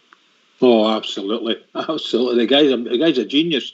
You have no idea how happy I am. Over the last 3 seasons. Jim, you come in next, mate, because obviously if you're going to be working... I've just got to be job there. I think he has gave us back that respect. Again, it's changed days in Europe for the way it was a few years back. Aye, he's fabulous, mate, fabulous. You're absolutely disappointed when we get knocked out, you know? Aye, very, very disappointed. But again, we are where we are, and I think it was stopping their funny number this year was the main thing. We'll go exactly what we wanted, mate. That's what we wanted, you know? Right. You know? See, right, can I come back on the... See, before I go, see on the Milan one? Mm-hmm. Just when you were saying there, you were so many days on at 18 hours and that. We left on the Monday night with a win at Dean Rutherglen Main Street. And we get back into Glasgow, by the way, on the Friday morning, man, at 7:30. And then 5 days on a bus. And away back in the days, the styles on the buses weren't as good as the comfort on them just now. And it was, what a mission that was, man. I think the whole bus, when we were on the ride down, the whole bus got lifted at Dunstable, just outside Watford. I wish JFK was here, but there was a guy, the AK Athens game, there was a guy that he's claimed to fame. He hadn't missed a game anywhere in 15 years. No, a guy, I can't mind his name now, it'll come to me. And the bus get delayed at Dover, and he missed, I think it was Murrable we played after AKF Athens away, and he missed the game, never get back in time. He came into the boozer and everybody was on his case, call yourself a supporter. We're up there. Hey guys, I'm going to duck out again, guys, because keep the country's on here. See you, Jim Bob. Hey guys, good night. See you after. Yes. Take care. I wish I could remember his name. Southside, he get pelters. He did. Saturday. One of the games we were talking about under Gerrard, Mitchell had away. I mean, that was a good performance that night, you know. That was a good result, home and away, mate. I don't think we realised at the time, you know, we weren't the favourites to beat them, mate. I mean, normally Danish teams aren't bad, do you know what I mean? And obviously with Stevie G just sort of coming in and taking over a little bit, we had a wee run the year before and that, but we're still probably. I was a bit worried about that one, you know. I thought it would be a hard game, but we actually played well, and even Jordan Jones played that night, I'm sure, and contributed, you know. Back then, he was playing well at that time. All right, over to you, Alex. Is Gerrard gave us back with self-respect? Oh, definitely. South side right enough. Braga was some trip. I had a villa down there, and it was for just about 8 years. Well, he booked for 12. It was 8 years ago. The next thing it went, about 20 in it. What a place it was. We were just in Porto. And after the game, we were along the Leverkusen fans. They'd played Porto the next night. What a laugh. And then that was a night Celtic get beat with that Copenhagen. And see the laugh going through that Porto. Oh, Christ. It was unbelievable. But Stevie Gerrard certainly put us back there, back on to Europe, without a doubt. You get away there and you know you're going to at least have a match for any of these teams now. Yeah. Fantastic. Yeah. Fantastic. Well, we've been joined by Jaffa. Evening, Jaffa. All right, boys. Good evening. How are you all? Oh, the better for hearing your dulcet tones. Hi, Jaffa. Hello, lads. How you doing? Fine, mate. Great stories tonight. Brilliant recap. Fox is looking for a video for his 88 trip. He's going to put it up. Brilliant. What's on your mind? Remember some of the 1992-93 Ox was my moment of brilliance. Went to Bruges. Remember we played CSK Moscow in Bochum? Yes. Yeah. That was cold. Aye. Night. Oh, that was freezing. Oh, that was Baltic. That night. I don't remember much. It was too much 10x lager or whatever it was, Japila or something like that. And then on to Marseille. Went to Marseille. That was brilliant as well. They were mental, the Marseille fans, weren't they? That was another night which tinged me with regret, mate. When we got the equaliser, they were there for the beating. They'd went, hadn't they? Aye. Frank Sosie scored for them that night, remember? And then Gerrard scored a fabulous goal. Oh, for the corner of the box. Beautiful goal. Stunner. And they were on the ropes and they were there for the taking. Do you not think so? We should have went for them. Oh, they were. Yeah. You know, we were great that year, Ox, weren't we? We were brilliant. They murdered us a bit in the first half, mate, and we got out of jail, and then we were a better team in the second half. They didn't like Ibrox that night, Ox. The pitch was a mess. We missed Big Gately because of the sending off, didn't we? Potentially, aye. We'll never know the real story about that, you know. But that was a night. And then we had regrets, Jack. Because I think if we'd have beat them that night, we were through, weren't we? We were. Aye, we absolutely were. Aye, and I know. Remember all the stories in latter years came out. You know what the truth really was. You know that Marseille were. Well, what was his name? Bernard Tapie was the owner. Remember? Aye, he was a colourful character. I think if you went to Dortmund the season after 95, 96, I think it was one of the coldest times ever. Especially when you're full of that drink. No, but I mean, this was Baltic. No, I mean, ask anybody that ever made that trip, man. I'm sure that was a year it was absolutely freezing. You know, in Germany, it was absolutely unbelievable. Coldest game ever away from in Europe, I think. My lasting memory of Bruges, we arrived in Bruges off the boat at 7 in the morning, and we were all steaming as you are. And I remember getting into a toilet, and it was communal toilets, male and female toilets, in the train station in Bruges. And I opened my bag, and all my 10x lager rolled out my bag. And they were all rolling under the cubicles because there was that much of a gap underneath. And I'm underneath all these cubicles, steaming out my nut, looking for cans of 10x lager. That'd be a sight. Oh, man. Memories. Thank goodness I'm all sensible now. I don't do that kind of stuff. Well, you might be older. I don't know if you're necessarily more sensible. No, not at all. You coming in there, Tommy? You coming in? No, I was just laughing what he was saying, Ox, about the cans of lager under the cubicles. We had something similar when we went to Germany. and some wee guy put a sticker on his face and he said, "I've returned," and you're going, "Shut up, we're going to all get lifted here, mate." You know what I mean? And some of the antics that go in them buses when you're away abroad, and you think, Jesus, I was only 21 at the time, Oxen.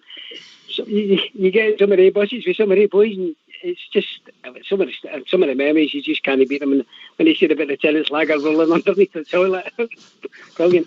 Here's a question to you, south side. Before we start winding up, I want to go back to Davey Cooper before we finish up for the sad reason. But just a question for you, and anybody else can come in. Obviously, you do the bus trips, you do the plane trips. It's two different adventures, and as you get older, the plane becomes more attractive, shall we say? But the stories on the buses are just different, isn't it? Honestly, I couldn't really tell many stories on this. Honestly, I couldn't. But the bus trips, honestly, you couldn't. The bus trips. Usually, you find that you go with the same sort of people that go on the buses for day trips. And you've had back then sometimes when you're having to take time off work and all that, and you're going in and saying to the guy, "Excuse me, mate, I need to get 3 days off my work and all that," and they're going, "But for him, we'll go on a bus trip to Germany," and he's looking at you going, "You kidding me on?" Saying, "No."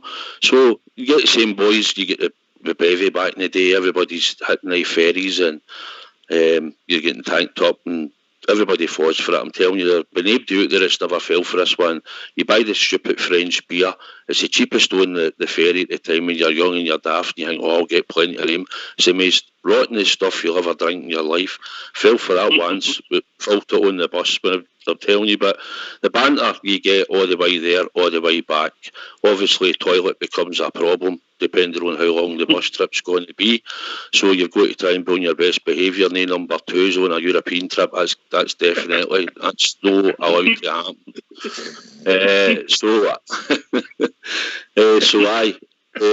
And then just the way back, and it's if you get the right group of guys all the time, the banter's absolutely brilliant. But as the older you get, the playing is more appealing these days. Honestly, I've missed it obviously this year with Gerrard and the way the coronavirus has been. But the last few trips and that have been brilliant under Stevie G, and it's great when you come back with a victory or at least a draw, and we've played well.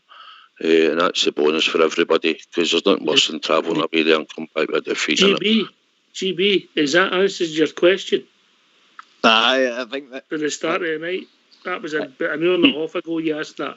And I got the answers that I wanted, Ox, to be fair. I wanted to hear the stories. As it stands now, like I says, you're in the house a lot, you're not really getting to the pub to listen to stories and stuff like that, and it's great to get everybody on the show tonight to share their memories, especially, like I says, for the 60s right through to the current squad. It's brilliant. Really enjoyed it. All right, Alex, for us on the late, great Davey Cooper, 26 years ago today. Hard to believe it. Unbelievable. I mean, I was at work. I worked in Terex at the time there, or at Newhouse, and it came through the news and that what had happened. We get time. We're gaffer, big Rangers fan. We get time to go to the funeral. I mean, again over there at Hill House. That's the parish church it was in that. But you couldn't. It was 10 deep. The queue was unbelievable. And Tommy Burns, believe it or not, the late Tommy Burns walked up the pavement and walked in between the Rangers fans, and he walked up it. Unbelievable. My boy was playing football there and over at Hamilton, or at the Bet. That's where he used to play. And I used to at half time when they'd be training, I used to go at the cemetery and go at his grave and that. But tragic. What a footballer. Yeah. Tommy? Oh, exactly the same, Ox. It was an unbelievable day when you heard the news and you see the people guarding the Ibrox and all that, and then you follow the guy's career when he's played at Clydebank, and then he went to Motherwell and they've named the stand after him, and even the day when you see that goal he scored against Celtic in the Driver Cup, I mean, that's got to be one of the best goals ever. The man was just an absolute legend. Dead Oxen, 26 years, and you can't believe it, can you? No, I know. Bob Gia. I've seen him play up at Halliwell as a boy. He played for Clydebank, and you could see that he stuck out. He was absolutely something special. And what memories he gave me for Rangers. I'll sum it up like this. As much as I'm on the verge of emotion here. Davey Cooper, your light will never be seen again. And you played for the club you love. Thank you. So say. Well said. Wonderful, talented football player, mate. It was a joy to watch him at times go against Valletta, goals in cup finals, semi-finals. Modest, professional, never seemed to cause the club any trouble or anything like that. Just a gifted player, and I think I seen him score his only ever headed goal, mate. I think it was against Celtic. I'm sure I think that's the only time he ever scored a headed goal, I think. But aye, mate, it was sad news and it's flew in, mate. But a true gent, a wonderful player for the Rangers. Okay, I spoke to Bridgeman and Gary, but I've kept Jaffa for last for the reason. Jaffa. I sent you a text earlier on, Ox. Davey Cooper presented me with my under-12 Player of the Year trophy in the Greenfield Club in Burnbank in 1982. And he was my hero then. And sorry, I know it's quite emotional. I thought the world of Davey Cooper. He was came to watch me playing football, and unfortunately my career never went the direction I wanted it, but he was a brilliant guy. His brother's also a lovely guy, John. Some of the Hamilton boys might know him. I know the family. He was just an awesome human being and a brilliant footballer. Great footballer. Well said. My hero. Well said. Gary, I hope you've enjoyed the show, mate. It's been absolutely fantastic, and great words there with Jaffa at the end there. Yeah. Well, it's over to you, Bridgeman. We've reached that time of the evening, bro. Bridge? Well, you know, it's been a fantastic night. Well done, Oxford. Tremendous show. Well done to everybody. Thanks for Gary G for Gary B. Sorry, for involving himself with the panel here. And can I just say, we've got some great news tonight. The Hearts just got pumped to the Scottish Cup. That's well, very pleased. Sorry, I have to laugh. I can't stop laughing at that. Absolutely superb. But can I just say, joy the Rangers fans all over the world, and particularly Rangers fans on here on Rangers Radio. Every single one is, and we all know, keep it going for the Rangers, because the Rangers need us, and so they do. Keep it going. Can I thank each and every one of you that joined us on the panel tonight? Shout out to Bridgeman and Young GB for getting involved in the show earlier. Thanks to Fox and Old School Blue for doing the technicals. This has been Rangers Radio. We'll be back tomorrow night between 8 and 10 talking about all things Rangers. We'll be joined by the one and only Linda. Take it away, Old School. All the best, Ox. Cheers, Tommy. Fantastic show again, Ox, here.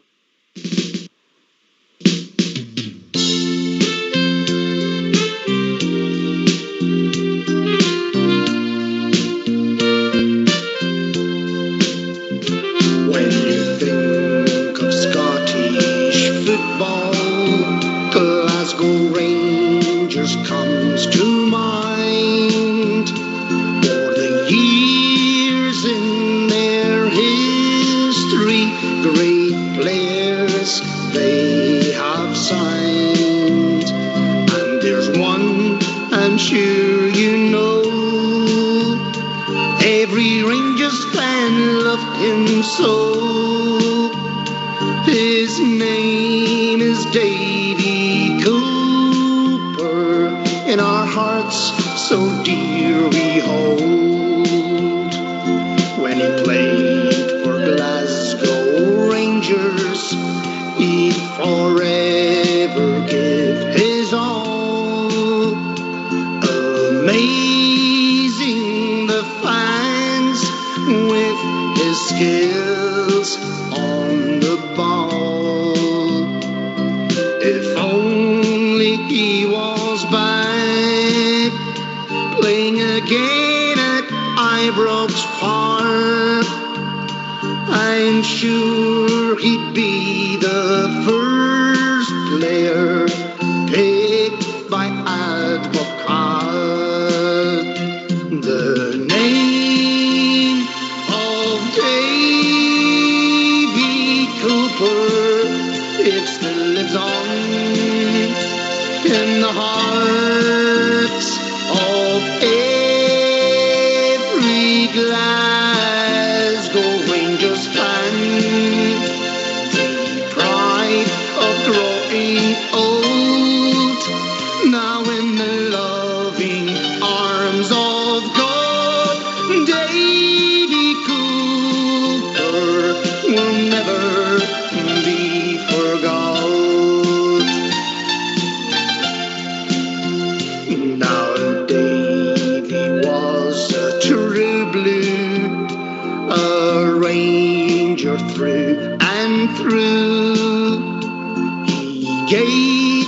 great performances in Scotland's colours too. A man defences feared, but a man the fans all cheered. Who could believe what lay ahead would all end up in tears? The name of Davey Cooper, it still lives on in the hearts of every Glasgow Rangers fan. The pride of growing old, now in the loving arms of God. Davey Cooper will never be forgot.